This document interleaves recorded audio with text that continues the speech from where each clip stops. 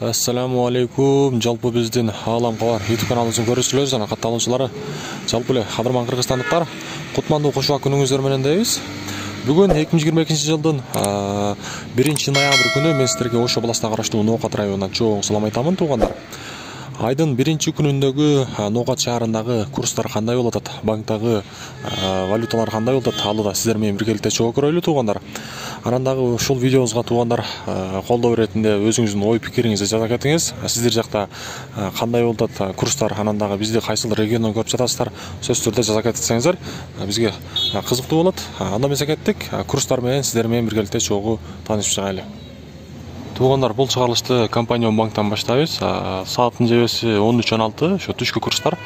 Сатып алуу боюнча айтабыз, доллар 82.70, евро 82.40, рубль болсо 1.33,5 экен.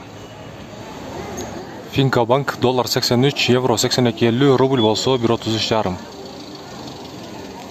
Эко Исламик банк доллар 82.80, евро да 82.80, рубль болсо бул жерде 1.33,5. Азия банк доллар 83, евро да 83, рубль болсо 1.33,5. Доскреда банк доллар 83, евро 82.50, рубль болсо 1.33,5. Бул жерде.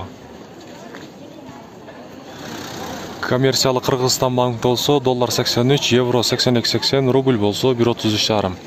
Бардык эле банк 1.33,5 экен рубль. Акча алмаштыруучу жерден сүйлөйбүз, обменка. Туугандар, бул жерде доллар 84 сом, рубль болсо 1.32,5. Мына ушундай. Байтушун банк доллар 83, евро 83.30, рубль болсо 1.33,5. Бул жерде дагы. Туугандар, 1-ноябрдын айдын башындагы Ноокат шаарындагы валюта курстары мына ушундай болду.